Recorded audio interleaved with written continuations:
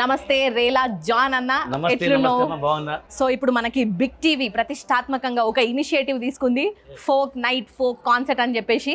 So ఈ folk concert లో మీరు కూడా వన్ ఆఫ్ ద మెంబర్, మీకు ఎట్లా అనిపిస్తుంది? నిజంగా నేను నా కళా ప్రయాణంలో బహుశా సినిమాలలో పాడిన, ప్రపంచ వేదికల మీద పాడిన, ఇంకా అనేక వేదికల మీద పాడిన, కానీ ఆ వేదికల మీద ఎంత ఆనందం పొందలేదు. కానీ ఈ బిగ్ ఫోక్ నైట్ ప్రోగ్రాం వల్ల నిజంగా చెబుతున్నా, మనస్ఫూర్తిగా చెబుతున్నా, చాలా సంతోషంగా ఉంది. ఎందుకంటే ఈ పాశ్చాత్య సంస్కృతి కాలంలో ఇప్పుడు మళ్ళీ మట్టి పాటలను ప్రపంచానికి పరిచయం చేసేటువంటి ఒక సరికొత్త కార్యక్రమాన్ని బిగ్ టీవీ అనేది చేపట్టడం అనేది హ్యాట్సప్ బిగ్ టీవీ. నిజంగా చెప్తున్నాను, చాలా చాలా సంతోషంగా ఉంది. Thank you big TV. Okay, super అన్న. మీది ఏ ఊరు? అసలు మీ పాటల ప్రస్థానం ఎట్లా షురు అయింది? నేను ఇప్పటికి దాదాపు ఒక 25 నుంచి 30 సంవత్సరాల కళారంగంలో ఉన్నాను. మాది ఖమ్మం జిల్లా కొనిజర్ల మండలం, కొనిజర్ల గ్రామం. నేను మొట్టమొదటిసారిగా స్టార్ట్ చేసినటువంటి ప్రోగ్రామ్ మేము రేలా, తర్వాత సూపర్ సింగర్ 9లో పాడాను. అదేవిధంగా మళ్ళీ ఒంగోలు గీత సినిమాకి 4 పాటలు ఇచ్చి 2 పాడి అన్నింటిలో నటించడం జరిగింది. అదేవిధంగా ఆ 5 అనే సినిమాలో మా గురువుగారు సుద్దాల అశోక్ తేజ గారు రాసినటువంటి పాట పాడటం జరిగింది. రీసెంట్గా వచ్చినటువంటి సినిమా 23 అనే సినిమాలో కూడా కోసి కొయ్యంగానే కోడికోత మానేసి కైలాసము నువ్వు భయం అనే పాట కూడా పాడటం జరిగింది. ఇలా నా పాటల ప్రస్థానం అనేక టీవీ షోలలో పాల్గొన్నాను, అనేక సినిమాలలో పాడాను, అనేక దేశాలు కూడా ప్రదర్శనలు ఇచ్చాను. So happy. Okay, so happy. So మీరు ఇందాక అన్నట్టుగా సుద్దాల అశోక్ తేజ గారు కాంబినేషన్ లో ఒక సాంగ్ వచ్చింది కదా, సూపర్ హిట్ సాంగ్. అది ఒక్కసారి మా ప్రేక్షకుల కోసం ఒకసారి వాడతారా? ఆ 5 సినిమాలో ఓ రోరి బలరామా ఏందిరా నీ పిచ్చి హైరామా అనే పాట చాలా ఫేమస్ అనమాట. అప్పుడు ఆ సినిమా వచ్చినప్పుడు ఆ పాట పాడాను. మళ్ళీ మొన్న 23 సినిమా అనే పాట వచ్చింది. కోడి పిల్ల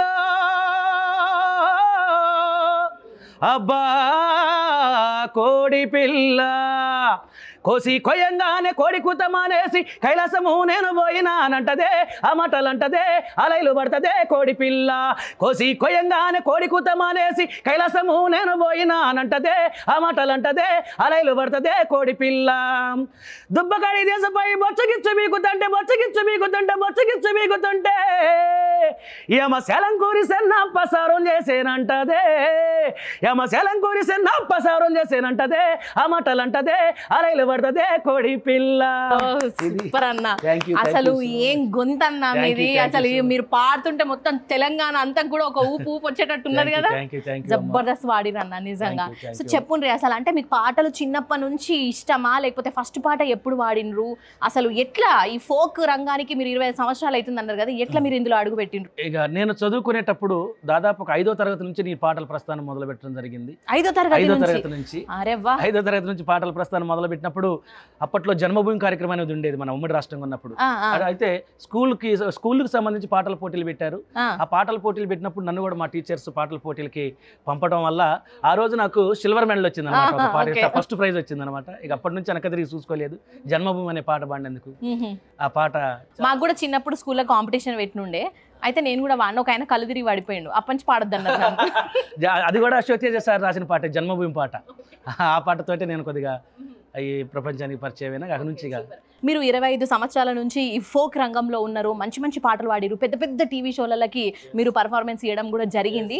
సో ఇప్పుడున్న యంగ్ ఫోక్ కళాకారులకి మీరు ఇచ్చే ఒక మంచి సందేశం ఏంది? ఇప్పుడున్నటువంటి యంగ్ ఫోక్ కళాకారులకి ఇచ్చే సందేశం ఏంటంటే, నిజంగా ఒకప్పుడు ఒక 25 సంవత్సరాల తర్వాత అరే ఇంకా మంచి కళాకారుడు ఉండు, ఆ కళాకారుని ఇంకా ప్రపంచానికి పరిచయం చేద్దామని బిగ్ టీవీ ఎతికి మరీ నన్ను తీసుకొని వచ్చింది.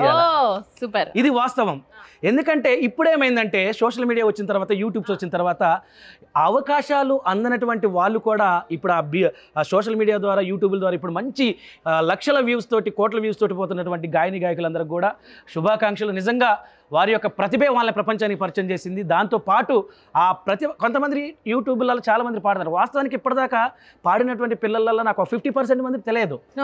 ఇప్పటిదాకా పాడినటువంటి పిల్లలు, చాలా ఫేమస్ పాటలు పాడిన పిల్లలు ఎవరో తెలియదు నాకు. సారీ పిల్లలు, తమ్ముళ్ళు, చెల్లెళ్ళు. సరే ఏమంటే ఇవాళ ఈ బిగ్ టీవీ అనేది ఈ యొక్క పాటల సమూహాన్ని ఒక దండగా కూర్చి వాళ్ళని దగ్గరకు తీసుకొచ్చి, అగో ఈ పాట పాడింది ఈ పర్సన్, ఈ పాట పాడింది ఈ పర్సన్, అయ్యో ఇంత గొప్ప పాటలు పాడారు ఈ తమ్ముళ్ళు, గ్రేట్ అనిపించింది. నిజంగా బిగ్ టీవీకి థ్యాంక్ యూ. ఎందుకంటే అందరినీ ఒకే వేదిక మీదకి తీసుకొచ్చి ఒక ఇనిషియేటివ్ క్రియేట్ చేయడం, అంటే మనకి ఫస్ట్ టైం కూడా ఈ మ్యూజిక్ ఫోక్ కాన్సెప్ట్ అనేది కూడా. సో అన్న నమస్తే మీకు, థ్యాంక్ యూ సో మచ్. మళ్ళీ ఆగస్ట్ 23 తారీఖు నాడు ఫోక్ నైట్ కాన్సెర్ట్ లా కలుద్దాం, దుమ్ము లేపాలన్నా మీరు అక్కడ.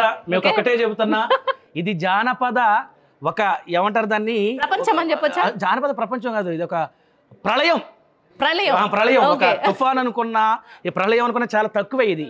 ఎందుకంటే ఒక దాదాపు 60 గొంతులు ఒకేసారి కలిసి పాట పాడితే ఒక జంగు సైరన్ కంటే ఎక్కువ మోత మాగబోతుంది. పాట మాది ఆట మీది, the big folk night 2025 welcome. So చూస్తున్నారు కదా, దుమ్ము రేపుదాం మేము ఆగస్టు 23 తారీఖు నాడు. అన్న నీకు కూడా once again all the best. ఇట్లానే మంచి మంచి పాటలు పాడి మా వాళ్ళందరినీ కూడా ఇట్లానే మీరు ఎంటర్టైన్మెంట్ చేయాలి. ఓకేనా? చలో ఉంటా మరి. నమస్తే అన్న.